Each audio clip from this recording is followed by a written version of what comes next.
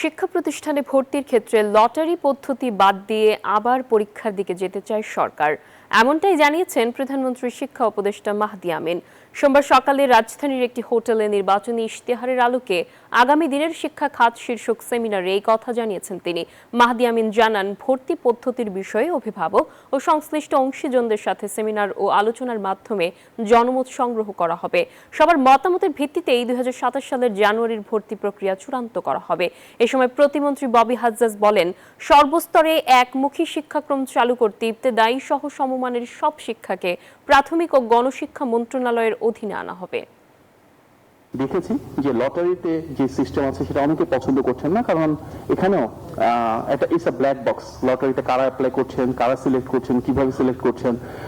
আমরা ইতিমধ্যে সরকারের নীতি নির্ধারণের পর্যায়ে আলোচনা করেছি যে লটারি থেকে আমরা এক্সাম বেসড বা টেস্ট বেসড প্রসেস আবার ফেরত যেতে চাই। যে পরিপ্রেদায়ী সিস্টেম আমরা প্রাইমারির আন্ডারে নিয়ে আসবো। আগের দিনে ছিল না বলে কিছু আসা যায় না, নতুনটা আসবে। প্রাইমারি বোর্ডে নিয়ে আসবো, কারণ আপনি যে জিনিসগুলো আখ্যায়িত করেছিলেন, কারিকুলাম, টিচার ট্রেনিং, টিচারদের আপনার ভাতা বা এমোলিউমেন্ট, এই প্রত্যেকটা জিনিস আমরা প্রাইমারি স্ট্যান্ডার্ডে নিয়ে আসবো। Bashundhara public school and college 2026 শিক্ষাবর্ষে ভর্তি চলছে।